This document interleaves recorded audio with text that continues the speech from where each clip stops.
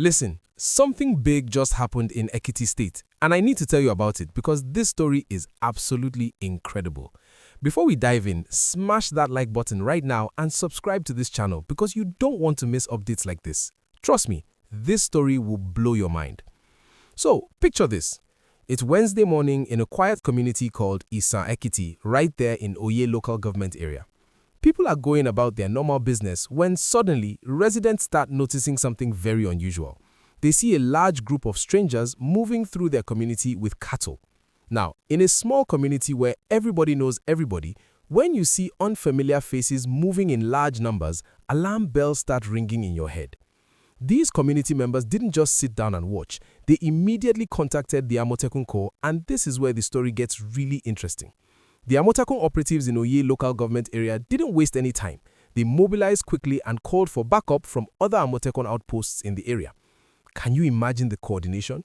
Different teams coming together, surrounding the area, making sure nobody escapes. And guess what happened next? All 16 of these suspects were arrested without any fight, without any resistance. Not a single gunshot fired, not a single person injured. Just clean, professional security work. Now, if you're enjoying this story so far, please hit that like button and make sure you're subscribed because we're just getting started and the details I'm about to share will shock you. When the Amotekun operatives began questioning these suspects, the truth started coming out. These men confessed that they were running away from Kwara State. Why were they running?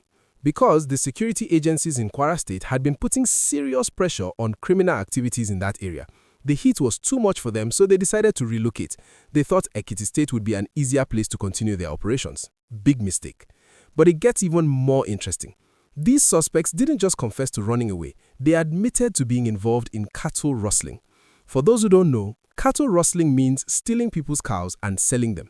These men had been targeting cattle owners in Kwara State, stealing their livestock and making money from it. Can you imagine working hard to raise cattle only for criminals to come and steal everything you've worked for? Now, let me tell you what the Amotekun operatives found on these suspects, and this is where the story becomes even more fascinating. They recovered cash, though the exact amount wasn't disclosed. They found 7 techno mobile phones. Why would they need 7 phones? Obviously for coordinating their criminal activities. They also found various charms that the suspects were using, probably believing these charms would protect them from being caught. Well, those charms didn't work, did they? Here's the part that really got my attention. Among the items recovered were 3 vigilante group of Nigeria identity cards.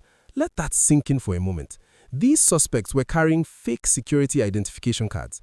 This means they were pretending to be part of legitimate security groups to avoid suspicion. That's a very dangerous level of planning and deception. It shows these weren't just random criminals, they had a strategy. The Amotekun Corps stated that their investigation revealed something very important. These suspects weren't just passing through Ekiti State, they were actually trying to set up a new base of operations there. After facing pressure from security agencies in Kwara State, they thought it could simply move to another state and continue their criminal activities without any consequences. But thanks to vigilant community members and responsive security operatives, that plan was completely destroyed.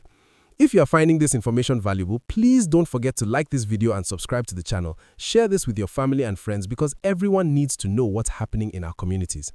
Your engagement helps us bring you more stories like this. Now, let me tell you why this story is so important for all of us, whether you live in Ekiti, Kwara, Lagos, Abuja, or anywhere in Nigeria. This incident shows us 3 very critical things that we all need to understand and remember. First, criminals are mobile. When you put pressure on them in one location, they don't just disappear into thin air. They try to relocate to areas where they think security is weaker. This is why every single state, every single community must remain vigilant at all times. What's happening in Kwara today can easily move to Ekiti tomorrow, and from Ekiti to Ondo the next day. We cannot afford to relax and think that crime is only someone else's problem. Second, community participation is absolutely essential. Think about it. If those residents in Isan Ekiti had seen this strange movement and said, "It's not my business," or "Let me mind my own affairs," what would have happened? These suspects would have successfully established themselves in that community. They would have started their cattle rustling operations. They would have made life difficult for innocent farmers and herders. But because community members were alert and reported what they saw, disaster was prevented. You are the eyes and ears of your community. Never underestimate the power of reporting suspicious activities. Third, this story proves that our regional security networks like Amotekun are working.